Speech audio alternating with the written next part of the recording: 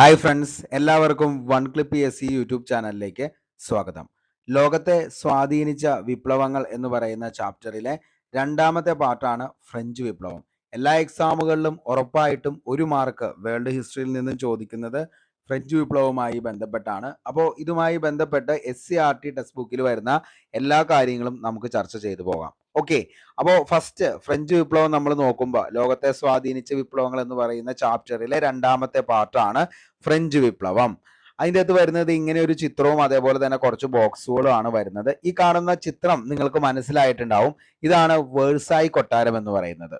കാരണം 17-18 നൂറ്റാണ്ടുകളിൽ ഫ്രാൻസിന്റെ ഭരണം നിയന്ത്രിച്ചിരുന്നവരുടെ അധികാര കേന്ദ്രമായിരുന്ന അല്ലെങ്കിൽ ഭരണസിര കേന്ദ്രമായിരുന്നു ഏതെന്ന് പറയുന്നത് ഈ പറയുന്ന വേഴ്സായി കൊട്ടാരം എന്ന് പറയുന്നത്. ഓക്കെ, ഇനി ഈ ബോക്സിൽ കൊടുത്തിരിക്കുന്ന കാര്യങ്ങൾ ജസ്റ്റ് നമുക്കൊന്ന് നോക്കാം. ഏറ്റവും കൂടുതൽ PSC എക്സാമുകളിൽ ആവർത്തിച്ചു വരുന്നത് ഈ പറയുന്ന ബോക്സിലെ ചോദ്യങ്ങളാണ്. അതിൻ്റെ അകത്ത് നോക്കിയേ, ഒന്നാമത്തെ, ഞാനാണ് രാഷ്ട്രം, രാജാവിന്റെ അധികാരങ്ങളിലെല്ലാം ദൈവം നൽകിയതാണ്, അതിനാൽ രാജാവിനെ ചോദ്യം ചെയ്യാൻ ദൈവത്തിന് മാത്രമേ അധികാരമുള്ളൂ എന്ന് പറഞ്ഞത് ലൂയി 14 ഓക്കെ, അപ്പോൾ ഞാനാണ് രാഷ്ട്രം എന്ന് പറഞ്ഞത് ആരാണ് എന്ന് ചോദിച്ചാൽ മകളെ ആരാണ്? ലൂയി 14 അതായത് രാജാവിന്റെ അധികാരങ്ങളെല്ലാം ദൈവം നൽകിയതാണ്, അതിനാൽ രാജാവിനെ ചോദ്യം ചെയ്യാൻ ദൈവത്തിന് മാത്രമേ അധികാരമുള്ളൂ.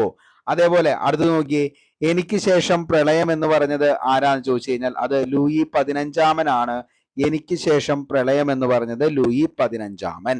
അടുത്തത്, നിങ്ങൾക്ക് റൊട്ടി ഇല്ലെങ്കിൽ എന്താ കേക്ക് തിന്നൂടെ? ഒത്തിരി തവണ നമ്മൾ ചോദിച്ചൊരു ചോദ്യമായിരുന്നു. ഈ കഴിഞ്ഞൊരു എക്സാമിനും PSC ചോദിച്ചു, നിങ്ങൾക്ക് റൊട്ടി ഇല്ലെങ്കിൽ എന്താ കേക്ക് തിന്നൂടെ എന്ന പ്രസിദ്ധമായ വാക്യം ആരുടേതാണ് എന്നുള്ളത്.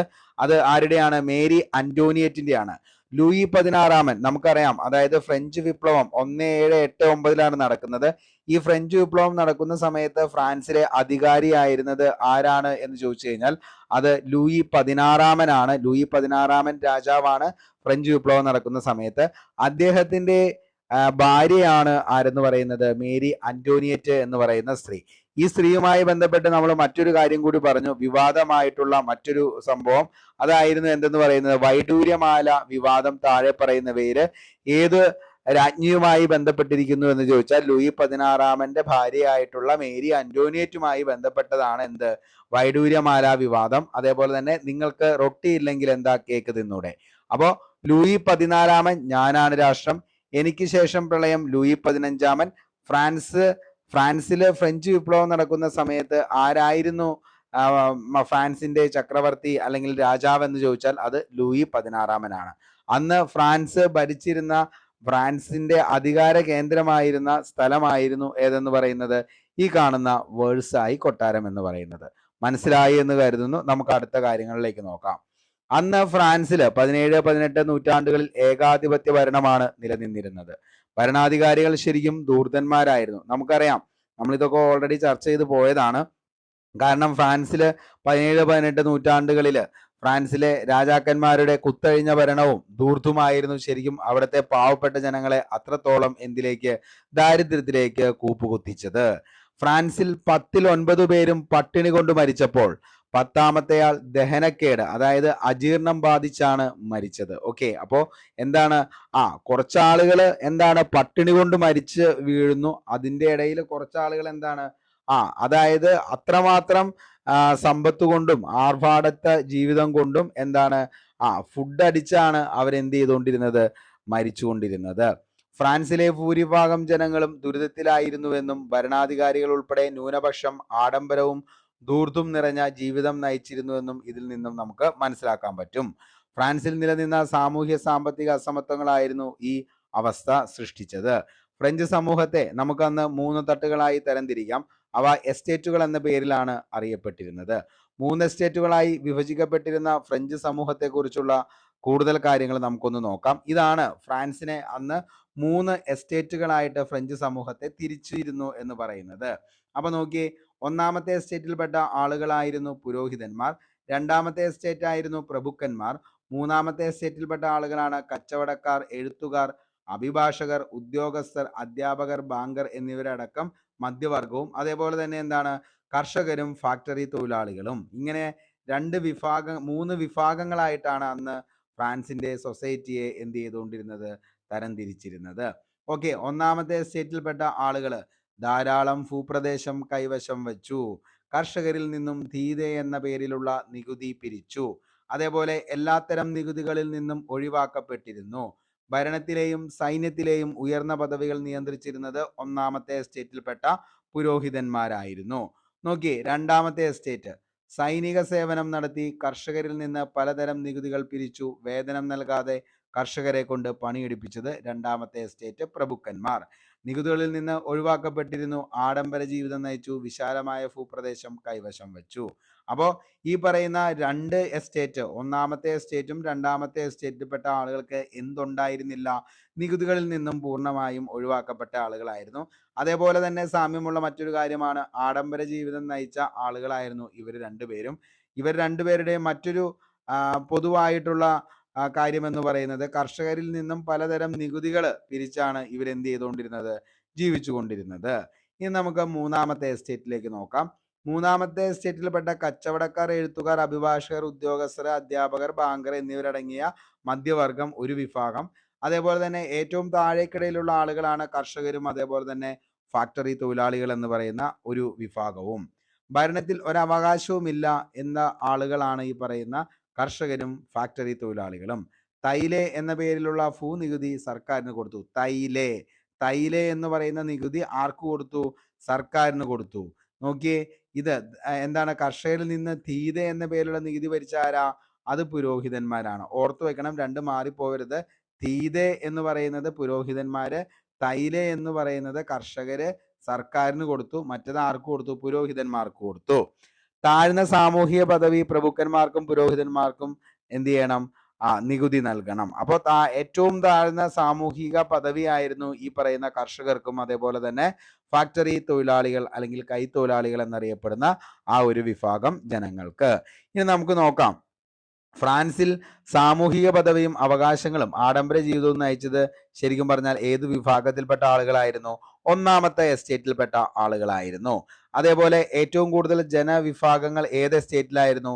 അത് നമുക്കറിയാം, ഏറ്റവും കൂടുതലുള്ളത് മൂന്നാമത്തെ എസ്റ്റേറ്റിൽപ്പെട്ട ഈ ഒരു വിഭാഗത്തിലാണ് ഏറ്റവും കൂടുതൽ ആളുകൾ ഉണ്ടായിരുന്നത്. ഇനി ജനങ്ങളെ ചൂഷണം ചെയ്ത് സമ്പത്ത് കൈവശപ്പെടുത്തിയത് ഏത് വിഭാഗമായിരുന്നു? ഒന്നാമത്തെ എസ്റ്റേറ്റും രണ്ടാമത്തെ എസ്റ്റേറ്റും. അതായത് പുരോഹിതന്മാരും പ്രഭുക്കന്മാരുമാണ് എന്ത് ചെയ്തിരുന്നത്? ഇവരെ രണ്ടുപേരുമാണ് ഏറ്റവും കൂടുതൽ ജനങ്ങളെ നികുതിയിലേക്ക് കൊണ്ടുപോയി വിട്ടിരുന്നത്.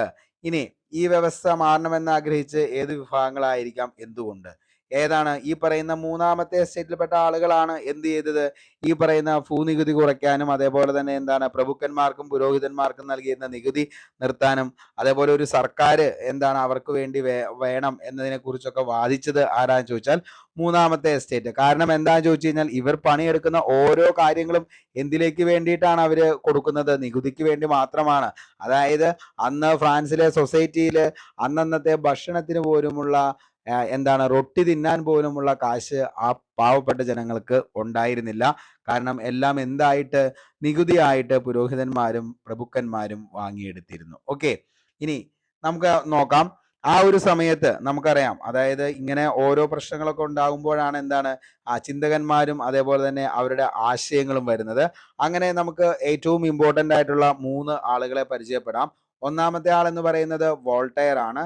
വോൾട്ടയർ പറഞ്ഞത് ഇങ്ങനെയാണ്: പുരോഹിതന്മാരുടെ ചൂഷണത്തെ പരിഹസിച്ചു, യുക്തിചിന്ത, സമത്വം, മനുഷ്യസ്നേഹം എന്നിവ പ്രോത്സാഹിപ്പിച്ചു. ഓക്കെ, അപ്പോൾ വോൾട്ടയർ പറഞ്ഞത് പുരോഹിതന്മാരുടെ ചൂഷണത്തെ പരിഹസിച്ച തത്വചിന്തകനായിരുന്നു ആരെന്ന് പറയുന്നത്? വോൾട്ടയർ. യുക്തിചിന്ത, സമത്വം, മനുഷ്യസ്നേഹം എന്നിവ പ്രോത്സാഹിപ്പിച്ചു. അടുത്തത് റൂസോ ആണ്. സ്വതന്ത്രമായി ജനിക്കുന്ന മനുഷ്യൻ എവിടെയും ചങ്ങലയിലാണ് എന്ന പ്രസ്താവനയിലൂടെ സ്വാതന്ത്ര്യത്തിന്റെ പ്രാധാന്യം വ്യക്തമാക്കി തന്ന വ്യക്തിയായിരുന്നു റൂസോ എന്ന് പറയുന്നത്. അപ്പോൾ സ്വതന്ത്രമായി ജനിക്കുന്ന മനുഷ്യൻ എവിടെയും ചങ്ങലയിലാണ് എന്ന പ്രസ്താവനയിലൂടെ സ്വാതന്ത്ര്യത്തിന്റെ പ്രാധാന്യം വ്യക്തമാക്കി. അടുത്തത് ജനങ്ങളാണ് പരമാധികാരി എന്ന് പ്രഖ്യാപിച്ചതും ആര് തന്നെയാ? നമ്മുടെ റൂസോ തന്നെയാണ് ജനങ്ങളാണ് പരമാധികാരി എന്ന് പ്രഖ്യാപിച്ചത്. അടുത്തത് മോണ്ടസ്ക്യൂ. കഴിഞ്ഞ ഒരു എക്സാമിന് ചോദിച്ച ചോദ്യമാണ്. നിയമങ്ങളുടെ അന്തസത്ത എന്ന് പറയുന്ന കൃതി താഴെ പറയുന്നവയിൽ ആരുമായി ബന്ധപ്പെട്ടിരിക്കുന്നു എന്ന് ചോദിച്ചാൽ മോണ്ടസ്ക്യൂ ആയിരുന്നു. ജനാധിപത്യത്തിന്റെ സ്പിരിറ്റ് ഓഫ് ലോ നമ്മൾ പറഞ്ഞാണ് ആ ഒരു ചോദ്യം. കഴിഞ്ഞ എന്താണ് എക്സാമിൻ്റെ ഡിസ്ക്രിപ്ഷൻ നമ്മൾ ചെയ്തപ്പോൾ അതിൻ്റെ കൂടെ നമ്മൾ പറഞ്ഞു പോയതാണ് ഈ കാര്യങ്ങളൊക്കെ. ഓക്കെ, അപ്പോൾ മോണ്ടസ്ക്യൂ.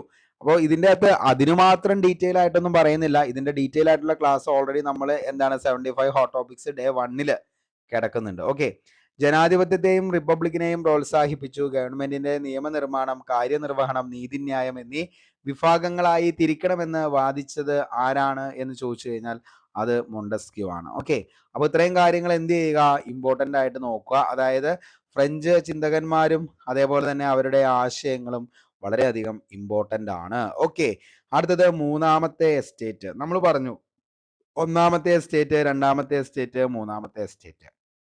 ഫ്രാൻസിലെ ബൂർബൻ രാജാക്കന്മാർ, പുരോഹിതന്മാർ, പ്രഭുക്കന്മാർ തുടങ്ങിയവർ നയിച്ച ആഡംബര ജീവിതം, ധൂർത്ത്, യുദ്ധങ്ങൾ എന്നിവയും തുടർച്ചയായ വരൾച്ചയും കൃഷിനാശവും ഫ്രാൻസിന്റെ സാമ്പത്തിക സ്ഥിതി അതീവ ഗുരുതരമാക്കി. അമേരിക്കൻ സ്വാതന്ത്ര്യ സമരത്തിൽ കോളനികളെ സമ്പത്തും സൈന്യം കൈക്കലാക്കി. ഫ്രാൻസിലെ ഭരണാധികാരികൾ സഹായിച്ചതും സാമ്പത്തിക പ്രതിസന്ധിയെ രൂക്ഷമാക്കി. ജനങ്ങളുടെ മേൽ പുതിയ നികുതികൾ ചുമത്തുന്നതിനായി 1789 ചക്രവർത്തി ലൂയി 16 വെരി വെരി ഇമ്പോർട്ടൻ്റ് ആണ് കേട്ടോ. അതായത് ഫ്രാൻസിൽ ഫ്രഞ്ച് വിപ്ലവം നടക്കുന്ന സമയത്ത് ആരാ? ലൂയി 16 ജനപ്രതിനിധി സഭയായ സ്റ്റേറ്റ് ജനറൽ വിളിച്ചു ചേർത്തു. ഫ്രഞ്ച് സമൂഹത്തെ പോലെ സ്റ്റേറ്റ് ജനറലും 3 എസ്റ്റേറ്റുകളായിട്ട് ഉണ്ടായിരുന്നു. ഓരോ എസ്റ്റേറ്റിനും ഓരോ വോട്ട് മതിയെന്നും ഓരോ അംഗത്തെയും ഓരോ വോട്ട് വേണ്ട എന്നും രാജാവിനെ അനുകൂലിക്കുന്ന ആദ്യ 2 എസ്റ്റേറ്റുകൾ വാദിച്ചു. എന്നാൽ 3 എസ്റ്റേറ്റുകളിലെയും ഓരോ അംഗത്തിനും ഓരോ വോട്ട് വേണമെന്നായിരുന്നു കോമൺസ് എന്ന വിഭാഗത്തിൽപ്പെട്ട മൂന്നാമത്തെ എസ്റ്റേറ്റിൽപ്പെട്ട ആളുകളുടെ ആവശ്യം. വോട്ട് ചെയ്യുന്നതിലെ തർക്കം തുടരവേ മൂന്നാമത്തെ എസ്റ്റേറ്റിലെ അംഗങ്ങൾ തങ്ങളാണ് ഫ്രാൻസിലെ ദേശീയ അസംബ്ലി എന്ന് പ്രഖ്യാപിച്ചു. ഇതാണ് ഈ പറയുന്ന സ്റ്റേറ്റ് ജനറൽ എന്ന് പറയുന്ന ആ ഒരു മുറി. അപ്പോൾ ഇതിൻ്റെ അകത്ത് ഏറ്റവും വലിയ പ്രത്യേകത എന്താണെന്ന് ചോദിച്ചാൽ, സ്റ്റേറ്റ് ജനറൽ വിളിച്ചു ചേർക്കുമ്പോൾ ഈ ഒരു മുറിയിൽ ഒരു ഒന്നാമത്തെ എസ്റ്റേറ്റിൽപ്പെട്ട ആള്, അതിൻ്റെ തൊട്ടപ്പുറത്ത് മറ്റൊരു മുറി ഉണ്ടാവും, അവിടെ രണ്ടാമത്തെ എസ്റ്റേറ്റ്, പിന്നെ മൂന്നാമത്തെ എസ്റ്റേറ്റ്, അങ്ങനെയായിരുന്നു തിരിച്ചിരുന്നത്. ശരിക്കും ഇവരുടെ എല്ലാവരുടെയും നടുവിലായിട്ട് എന്തുണ്ടായിരുന്നു? ഓരോ വോൾ ഉണ്ടായിരുന്നു, അതായത് ഒരു ഭിത്തി ഉണ്ടായിരുന്നു. ഈ ഭിത്തി കൊണ്ട് മറച്ചായിരുന്നു എന്ത് ചെയ്തുകൊണ്ടിരുന്നത്? ഈ 3 എസ്റ്റേറ്റും കൂടിയിരുന്നത്. അതുകൊണ്ട് തന്നെ ഒരു എസ്റ്റേറ്റിൽ നടക്കുന്ന കാര്യം എന്താണെന്നുള്ളത് രണ്ടാമത്തെ അല്ലെങ്കിൽ അടുത്തൊരു അസംബ്ലിയിൽ കേൾക്കാൻ പാടില്ലായിരുന്നു. പൊതുവായിട്ടും ഈ 3 എസ്റ്റേറ്റിലെ ആളുകളും എടുക്കുന്നത് ഓരോ എസ്റ്റേറ്റിനും ഓരോ വോട്ടാണ്. ആക്ച്വലി ഇതിൻ്റെ അകത്ത് പുരോഹിതന്മാരും അതേപോലെ തന്നെ ഈ പറയുന്ന പ്രഭുക്കന്മാരുടെയും വോട്ട് സ്വാഭാവികമായിട്ടും ആർക്ക് തന്നെയായിരിക്കും? രാജാവ് എന്ന് പറയുന്ന ആൾക്ക് അനുകൂലമായിട്ടായിരിക്കും. അതുകൊണ്ട് തന്നെ എന്തൊരു കാര്യം തീരുമാനിക്കുമ്പോഴും രാജാവ് പറയുന്നത് എന്താണോ അതായിരുന്നു അതിൻ്റെ അന്തിമ വിധി എന്ന് പറയുന്നത്. താഴേക്കിടയിലുള്ള ഈ ഒരു വിഭാഗം മൂന്നാമത്തെ എസ്റ്റേറ്റിൽപ്പെട്ട ആളുകൾക്ക് എന്തുണ്ടായിരുന്നില്ല? യാതൊരു അവകാശവും ഉണ്ടായിരുന്നില്ല. കാരണം എല്ലാം രാജാവ് തീരുമാനിക്കുന്ന പോലെ പുരോഹിതന്മാരും പ്രഭുക്കന്മാരും പറയുന്നു, അത് പാസ്സാക്കുന്നു. അതാണ് അവിടെ നടന്നുകൊണ്ടിരുന്നത്. ഓക്കെ, നമുക്ക് നോക്കാം. ഈ പറയുന്ന പട്ടിക നോക്കിക്കഴിഞ്ഞാൽ നമുക്ക് മനസ്സിലാക്കാം, ഇത് സ്റ്റേറ്റ് ജനറലിലെ ഓരോ എസ്റ്റേറ്റിൻ്റെയും ടോട്ടൽ കൗണ്ടാണ് കാണിക്കുന്നത്. ഒന്നാമത്തെ എസ്റ്റേറ്റിൽ 285 പേരാണ് ഉണ്ടായിരുന്നത്, 285 പേര്. രണ്ടാമത്തെ എസ്റ്റേറ്റിലാണെങ്കിലോ 308 പേരാണ് രണ്ടാമത്തെ എസ്റ്റേറ്റ്. മൂന്നാമത്തെ എസ്റ്റേറ്റിലാണെങ്കിൽ 621 പേര്. ഇമ്പോർട്ടൻ്റ് ആണ്, ചിലപ്പോൾ എങ്ങാനും ചോദിക്കാം. ഒന്നാമത്തെ 285, രണ്ടാമത്തെ എസ്റ്റേറ്റ് 308, മൂന്നാമത്തെ എസ്റ്റേറ്റ് 621. ഓക്കെ, അങ്ങനെ എന്ത് ചെയ്യാണ്? ഈ പറയുന്ന ആളുകളെല്ലാം കൂടി അസംബ്ലി, അതായത് സ്റ്റേറ്റ് ജനറൽ വിളിച്ചുകൂട്ടി ഫ്രാൻസിലെ ദേശീയ അസംബ്ലി എന്ന് പ്രഖ്യാപിച്ചു. അവർ അടുത്തുള്ള ടെന്നീസ് കോർട്ടിലാണ് സമ്മേളിക്കുന്നത്. അതായത് മൂന്നാമത്തെ എസ്റ്റേറ്റിൽപ്പെട്ട ആളുകൾ എന്ത് ചെയ്യാണ്? ടെന്നീസ് കോർട്ടിൽ സമ്മേളിച്ച് ഫ്രാൻസിനായി ഒരു ഭരണഘടന തയ്യാറാക്കിയ ശേഷം മാത്രമേ പിരിയുകയുള്ളൂ എന്ന് അവർ പ്രതിജ്ഞ ചെയ്തു.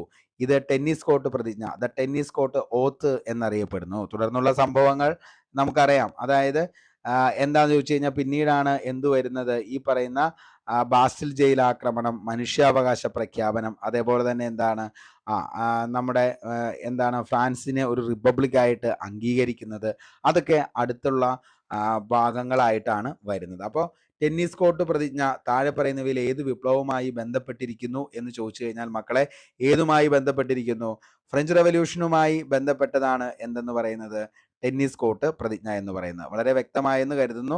അടുത്തത് 1789 ജൂലൈ 14 സ്വാതന്ത്ര്യം, സമത്വം, സാഹോദര്യം, liberty, equality and fraternity mostly repeated ആണ് എന്നീ മുദ്രാവാക്യങ്ങൾ മുഴക്കിക്കൊണ്ട് വിപ്ലവകാരികൾ ബൂർബൻ രാജവാഴ്ചയുടെ പ്രതീകമായിരുന്ന ബാസ്റ്റിൽ ജയിൽ തകർത്തു.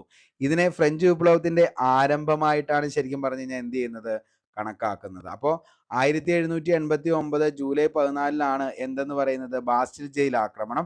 ആ ബാസ്റ്റിൽ ജയിൽ ആക്രമണം നടക്കുന്ന സമയത്ത് അവര് ഉയർത്തിയ മുദ്രാവാക്യമായിരുന്നു സ്വാതന്ത്ര്യം, സമത്വം, സാഹോദര്യം. 1789 ഓഗസ്റ്റ് 12 ദേശീയ അസംബ്ലി മനുഷ്യാവകാശ പ്രഖ്യാപനം പാസാക്കി. 1789 ഒക്ടോബർ പാരീസ് നഗരത്തിലെ ആയിരക്കണക്കിന് സ്ത്രീകൾ ഭക്ഷണം വേണമെന്ന മുദ്രാവാക്യവുമായി വേഴ്സായ് കൊട്ടാരത്തിലേക്ക് പ്രകടനം നടത്തി.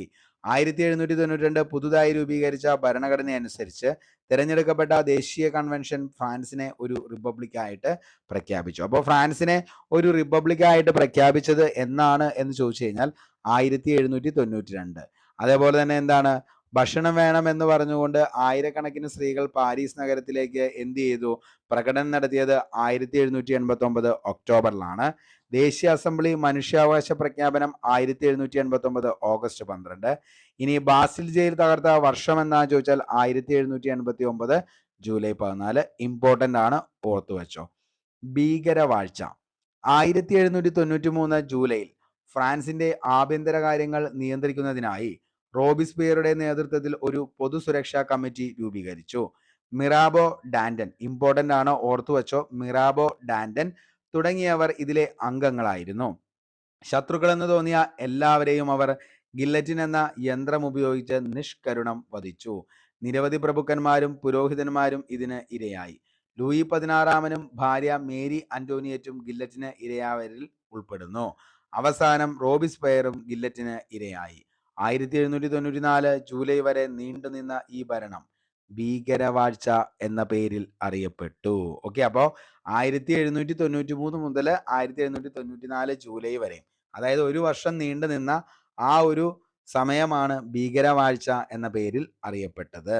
ഓക്കെ, ഇനി നമുക്കറിയാം ഫ്രഞ്ച് വിപ്ലവത്തിന്റെ സമയത്ത് കുറെ കാര്യങ്ങൾ ഉണ്ടായിട്ടുണ്ട്. അതായത് എന്താണ്, കുറെ എന്താണ് ഓരോ സ്വാധീനിച്ച ഭരണാധികാരികളും അവരുടെ അഭിപ്രായങ്ങളൊക്കെ ഈ ഒരു പാഠഭാഗത്ത് നിന്ന് ചോദിക്കാറുണ്ട്. അപ്പോൾ അങ്ങനെ ഒരു ഭരണാധികാരി പറഞ്ഞ അദ്ദേഹത്തിന്റെ ആശയമാണ് ഈ പറയുന്നത്. ഫ്രാൻസ് തുമ്മിയാൽ യൂറോപ്പിനാകെ ജലദോഷം പിടിക്കും എന്ന് പറഞ്ഞത് ആരാന്ന് ചോദിച്ചു കഴിഞ്ഞാൽ, ഈ ഒരു അഭിപ്രായം ഇങ്ങനെ അഭിപ്രായപ്പെട്ടത് ആരാണ് ചോദിച്ചു കഴിഞ്ഞാൽ ആരായിരുന്നു? അത് ഫ്രഞ്ച് വിപ്ലവത്തിന്റെ സ്വാധീനിച്ച ആസ്ട്രിയൻ ഭരണാധികാരിയായിരുന്ന മെറ്റേണി പറഞ്ഞതാണ്. ഇങ്ങനെ ഫ്രാൻസ് തുമ്മിയാൽ യൂറോപ്പിനാകെ ജലദോഷം പിടിക്കും. ആരാ പറഞ്ഞത്? മെറ്റേർണി. ഓക്കെ, ഓസ്ട്രിയൻ ഭരണാധികാരിയായിരുന്ന മെറ്റേണി പറഞ്ഞതാണ് ഫ്രാൻസ് തുമ്മിയാൽ യൂറോപ്പിനാകെ ജലദോഷം പിടിക്കും. ഓക്കെ, ഫ്രഞ്ച് വിപ്ലവത്തിന്റെ സ്വാധീനം, അതായത് മെയിൻ ആയിട്ട് നോക്കുവാണെങ്കിൽ ഈ ബോക്സ് ഒന്ന് നോക്കി പഠിച്ചോ. കാരണം എന്താണെന്ന് ചോദിച്ചു കഴിഞ്ഞാൽ സ്റ്റേറ്റ്മെന്റ് ലെവലുള്ള ചോദ്യങ്ങൾ ചിലപ്പോൾ കയറി അടിക്കാൻ പറ്റും ഈ ഒരു ബോക്സ് നോക്കിക്കഴിഞ്ഞാൽ. പിൽക്കാലത്ത് ലോകത്തുണ്ടായ എല്ലാ വിപ്ലവങ്ങൾക്കും ആവേശം പകർന്നത് ഏതാണെന്ന് ചോദിച്ചു കഴിഞ്ഞാൽ ഫ്രഞ്ച് വിപ്ലവത്തിന്റെ സ്വാധീനം. സ്വാതന്ത്ര്യം, സമത്വം, സാഹോദര്യം എന്ന ആശയത്തിന്റെ പ്രചരണം. ഓക്കെ, അടുത്തതാണ് യൂറോപ്പിൽ ഫ്യൂഡൽ വ്യവസ്ഥതയുടെ അന്ത്യം കുറിക്കുകയും സ്വേച്ഛാധിപത്യ ഭരണകൂടങ്ങൾക്ക് ഭീഷണിയാകുകയും ചെയ്തു. രാജ്യമെന്നാൽ പ്രദേശമല്ല, രാജ്യത്തെ ജനങ്ങളാണെന്ന് പ്രഖ്യാപിച്ചത് ഫ്രഞ്ച് വിപ്ലവം.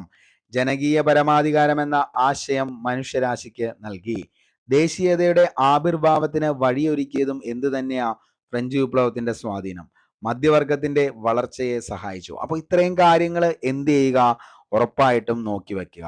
ഇനി ഫ്രഞ്ച് വിപ്ലവവും ഇന്ത്യയും. നമുക്കറിയാം ഫ്രഞ്ച് വിപ്ലവവുമായി ബന്ധപ്പെട്ട ഇന്ത്യയുമായി ബന്ധപ്പെട്ട കാര്യങ്ങൾ എന്തൊക്കെയാണെന്നുള്ളത്.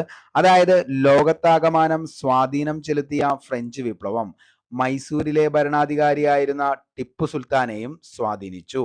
ബ്രിട്ടീഷ് സാമ്രാജ്യത്തിനെതിരായി പോരാടാനുള്ള ഒരു തന്ത്രമായി ടിപ്പു ഫ്രഞ്ചുകാരുമായുള്ള സഖ്യത്തെ കണക്കാക്കി. പൗരനായ ടിപ്പു, സിറ്റിസൺ ടിപ്പു എന്ന പേര് സ്വീകരിച്ച അദ്ദേഹം ഫ്രഞ്ച് വിപ്ലവത്തിന്റെ ഓർമ്മയ്ക്കായി തന്റെ തലസ്ഥാന നഗരമായ ശ്രീരംഗപട്ടണത്ത് സ്വാതന്ത്ര്യത്തിന്റെ മരം, ട്രീ ഓഫ് ലിബർട്ടി നടുകയും ഫ്രഞ്ച് ക്ലബായ ജാക്കോബനിൽ അംഗമാവുകയും ചെയ്തു. ഇമ്പോർട്ടൻ്റ് ആണോ? ഫ്രഞ്ച് വിപ്ലവവും ഇന്ത്യയും തമ്മിൽ നോക്കുകയാണെങ്കിൽ ആരാണ്? പൗരനായ ടിപ്പു എന്ന പേര് സ്വീകരിച്ചു. അദ്ദേഹത്തിന്റെ തലസ്ഥാന നഗരമായ ശ്രീരംഗപട്ടണത്ത് ട്രീ ഓഫ് ലിബർട്ടി, സ്വാതന്ത്ര്യത്തിന്റെ മരം നടുകയും ചെയ്തു. അതേപോലെ തന്നെ ഫ്രഞ്ച് ക്ലബായിട്ടുള്ള ജാക്കോബിനിൽ അംഗമാവുകയും ചെയ്തു.